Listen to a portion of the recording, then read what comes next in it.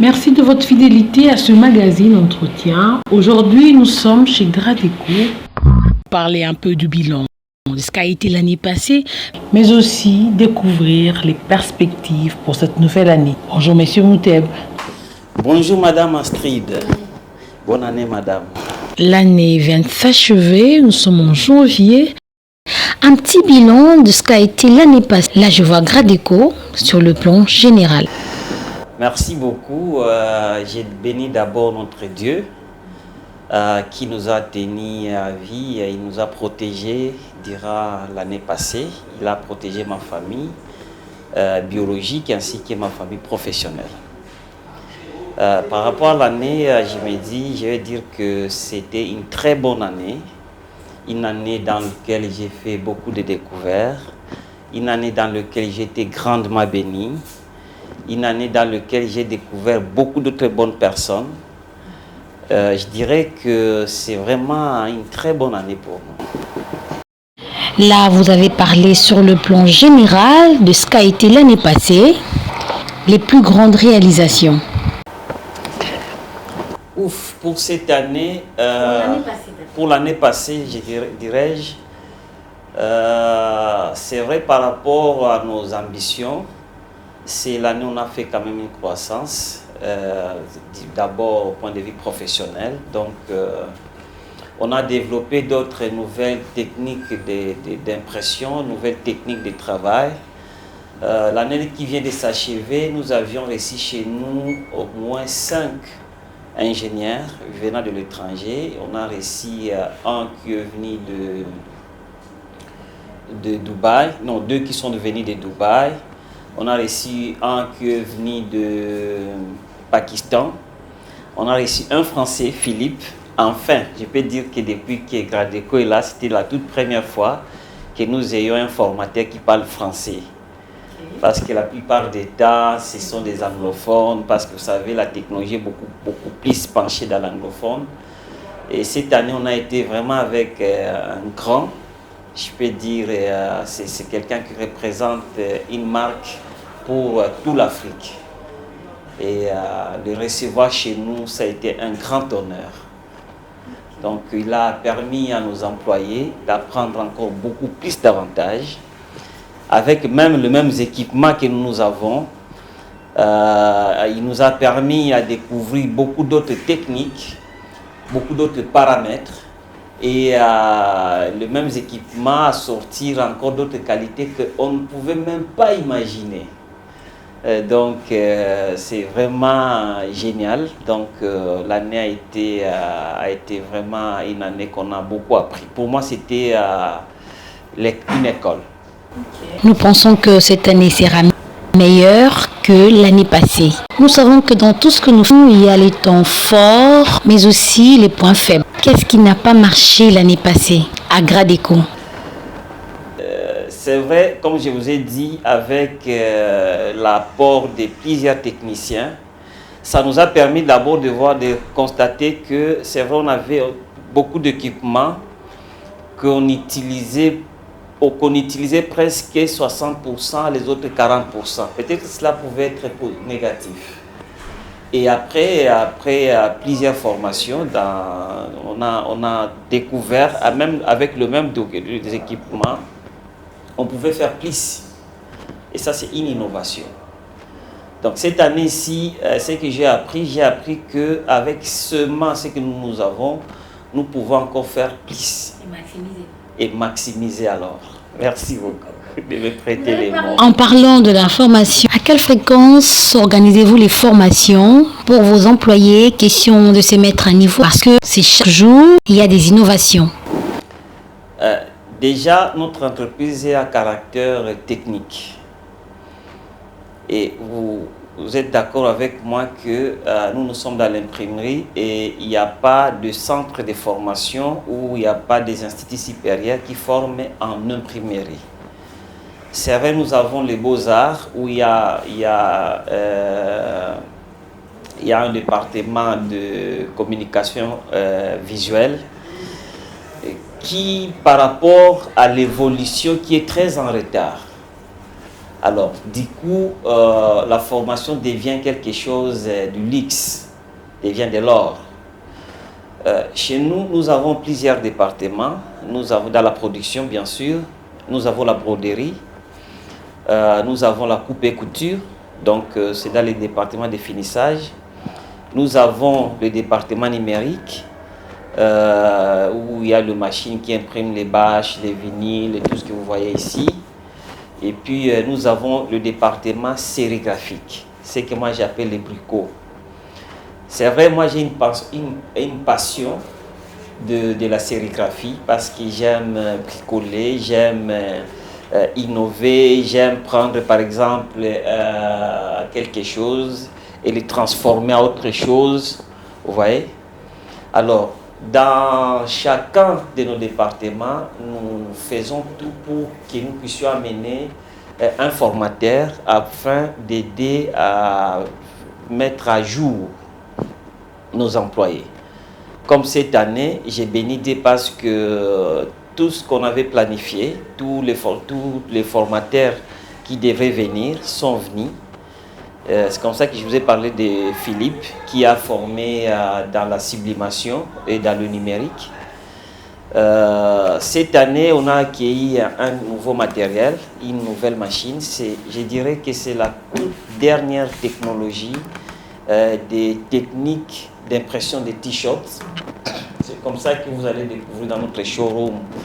On a vraiment innové. Je peux dire qu'on est à la hauteur. Aujourd'hui, on peut répondre à un besoin international. Et d'ailleurs, avec l'appui d'un partenaire, bon, je cite, hein, c'est un partenaire, c'est IF, Entrepreneuriat. Nous sommes en train de voir les possibilités dans lesquelles nous puissions exporter les Made in Congo. Ouais, dans la sérigraphie, si vous remarquez bien, vous verrez dans le magasin, ici, dans les magasins partout, nous avons des t-shirts. Les t-shirts, c'est quand même parmi les choses qui sont beaucoup plus, les habits qui sont beaucoup plus consommés. Nous avons des bodys. Je crois que tous les week-ends, il y a à peu près dans le monde plus de 60% des hommes ou des femmes qui s'habillent en jeans et puis en body, soit en t-shirt, en pull, quelque chose comme ça. Alors, ça c'est parmi nos challenges qu'on avait déjà commencé, que nous sommes en train de développer, qui a connu au moins un très bon formateur l'année-ci, les Pakistanais. Parce que vous savez, au Pakistan, il y a beaucoup de gens qui sont couturiers. Il y a aussi quelqu'un de Bangladesh. Vous allez voir que au Bangladesh, dans 10 maisons, il y a à peu près 6 ou 7 maisons où papa, maman, enfants, tous sont des couturiers. Donc chacun essaie un peu de découdre quelque chose et puis d'inonder le marché. Et du coup, voilà, ce sont des pays qui exportent facilement. Et nous pensons que nous sommes avec le partenaire en question, nous sommes en train de nous recadrer pour respecter les normes internationales, afin de nous permettre de répondre à un besoin international qui nous attend.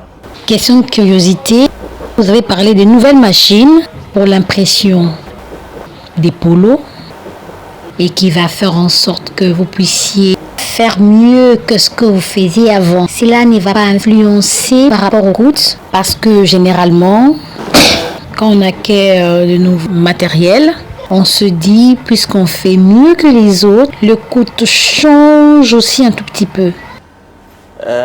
Nous avons chez nous un programme. C'est un process qu'on avait mis en place, c'est pour l'achat de matériel, des équipements, qui est basé beaucoup plus sur la rentabilité. Dans cette rentabilité-là, je vais parler dans la production. En tout cas, la plus grande question que je pose chaque fois que je dois acheter un équipement, que je puisse au moins calculer les coûts de production. Parce que pour nous, c'est le coût de production d'ailleurs qui nous pousse à acheter une machine. Connaissant bien les pouvoirs d'achat congolais, alors avec ce programme-là, donc le pouvoir d'achat congolais c'est un indice qui nous permet de très bien sélectionner et les fournisseurs et les machines et le résultat, les résultats finis. Pour dire que avec des nouveaux équipements que nous avions acquis, nous les avions acquis aussi en tenant compte des pouvoirs d'achat. Parce que, vous savez, aujourd'hui, si nous devons combattre la concurrence qui nous vient de l'étranger, nous devons être en mesure, pas seulement d'offrir la même qualité que eux, mais de les offrir à un coût bas que eux. Ça, c'est le challenge.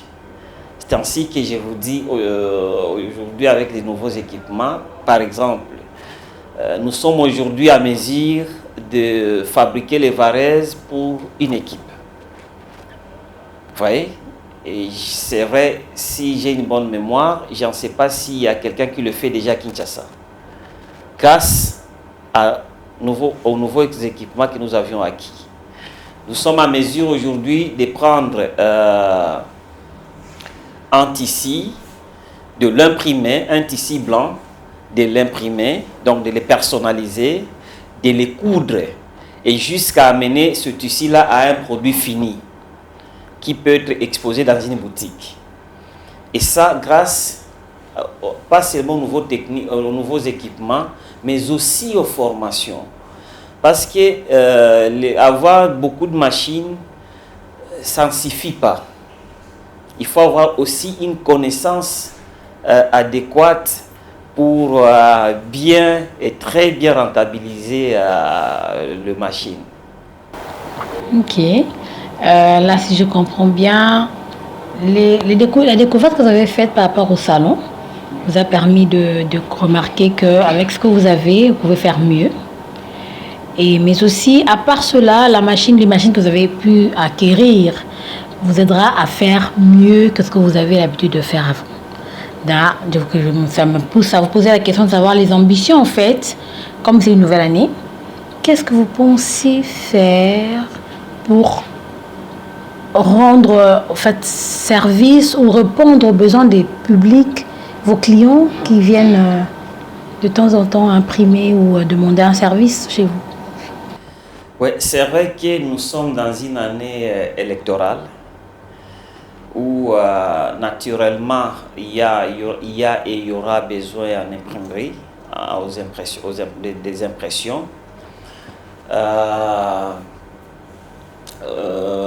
Voilà pourquoi, comme je vous ai dit, avec des nouvelles machines que nous avions acquises, des nouvelles techniques d'impression que nous avions acquises, et aussi grâce aux découvertes que nous avions fait dans plusieurs salons. C'est vrai, il y a un salon qui m'a beaucoup plus marqué parce que c'est un salon qui a réuni presque beaucoup de fabricants de machines. J'ai vu Epson était là, Roland était là, Mimaki était là, Miton était là, Adjifa était là, Canon était là. Ouais, c'est grâce à tous ces grands fabricants de machines où ils ont leurs experts.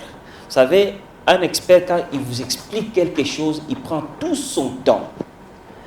Et il a tout intérêt à vous expliquer, même à vous donner les détails.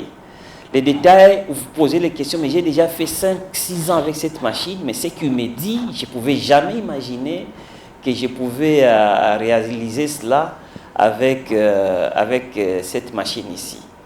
Donc, cela déjà nous envoie à une très grande innovation par rapport d'abord à ce que nous faisons davantage d'habitude, et aussi par rapport aux nouvelles créations, par rapport aux nouvelles connaissances que nous avions acquises.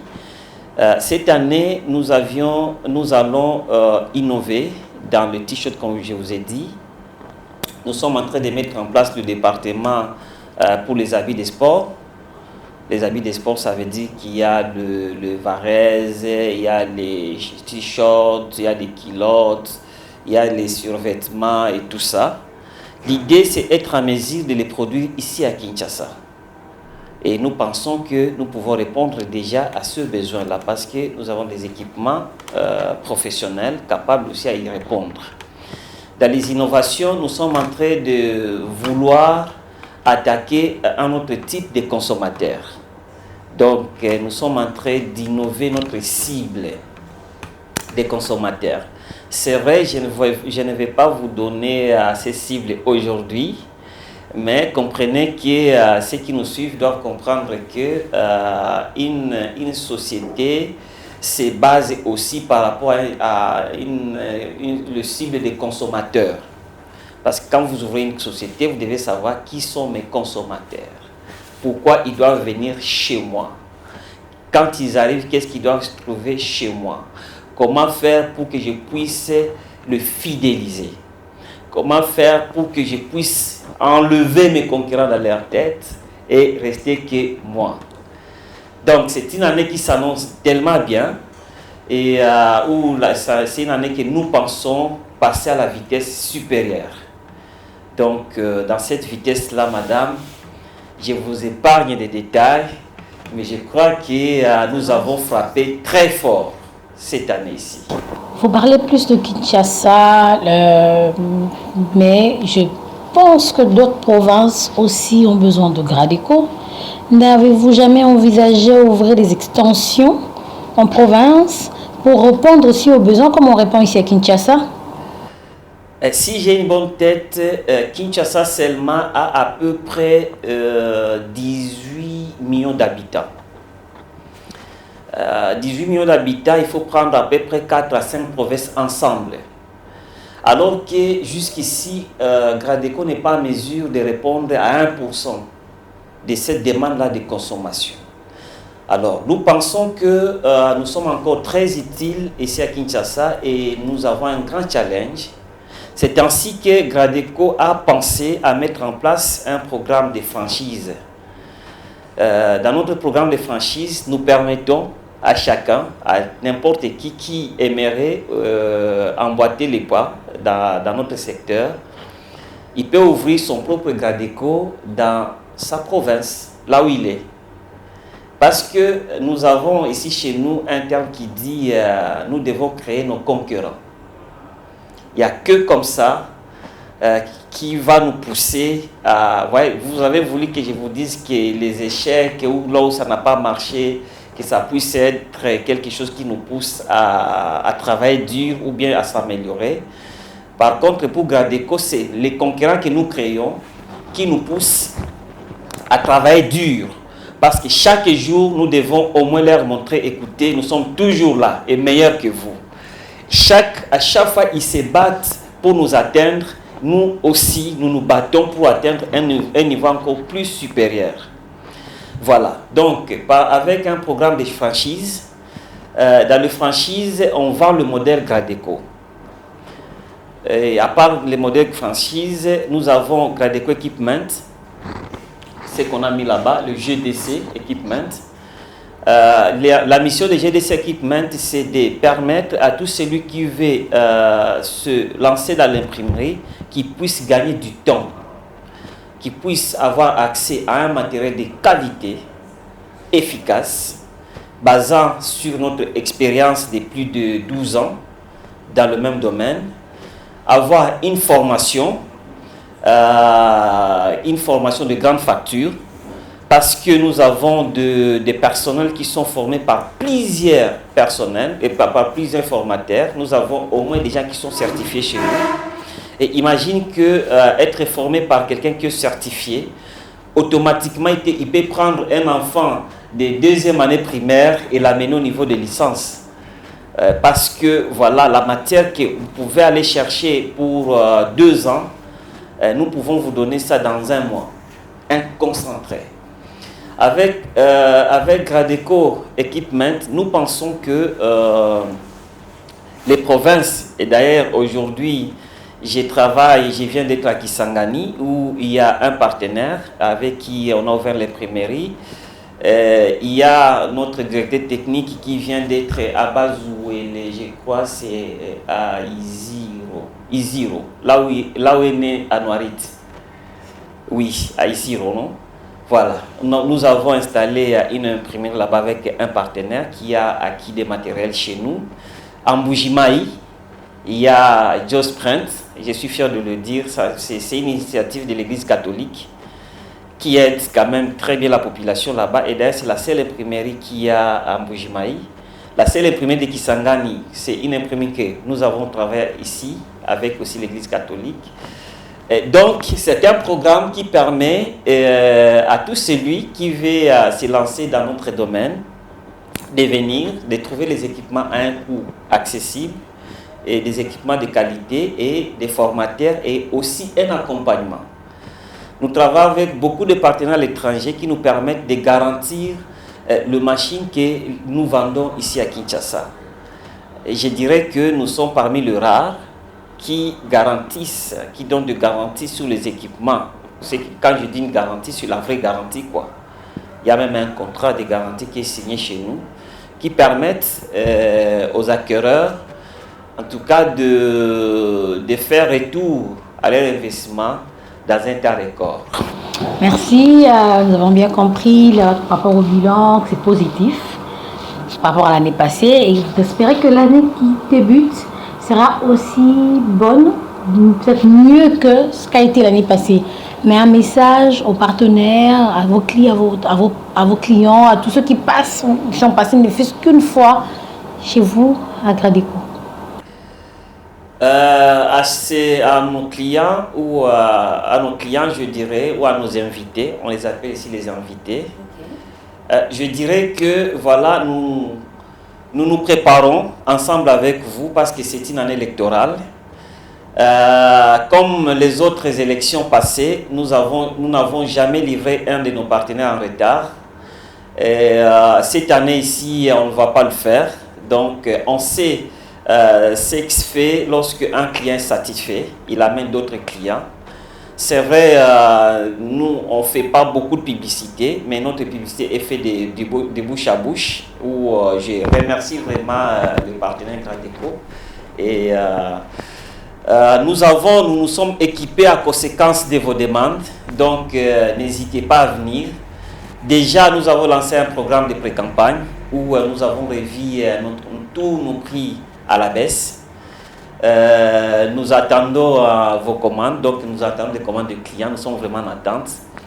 Nous avons ouvert notre centre électoral. Nous ne sommes pas la CENI, on n'est pas la politique. Centre électoral dans notre domaine, c'est pour dire, écoutez, c'est un espace qui va acquérir les programmes liés aux élections. Parce qu'il y a les équipements de communication qui sont vraiment spécialisés pour les élections. Donc, nous avons mis en place ces programmes-là où on invite déjà nos clients à venir travailler avec nous, planifier avec nous. Nous avons monté une structure de conseil. Comment réussir, par exemple, à battre une campagne, faire une campagne reçue. Quelles sont les stratégies à mettre en place. Quelles sont les politiques à mettre en place. Comment aborder.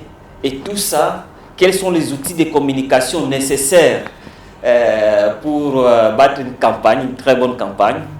Alors, nous sommes basés de demandes des 2 élections dont nous avons participé à passer. Donc, nous étions là à 2011 et nous étions là aussi à 2018. En se basant à ces deux élections, nous sommes arrivés à trouver quels sont les matériels très importants, les outils très importants de communication qui ne prennent pas beaucoup de budget, mais qui sont très efficaces sur le terrain. Donc, voilà pourquoi nous invitons à tous les candidats qui viennent, qu'on prépare ensemble les élections, parce qu'ensemble, nous allons gagner. Les élections passées, nous avions eu la grâce d'avoir beaucoup de députés qui ont gagné chez nous, provincial comme national. Et je crois que cette année ici, nous pensons faire encore plus. Merci beaucoup, vous avez bien compris. N'hésitez pas à faire un tour chez Gradeco pour vos impressions. Je vous dis merci et à très bientôt.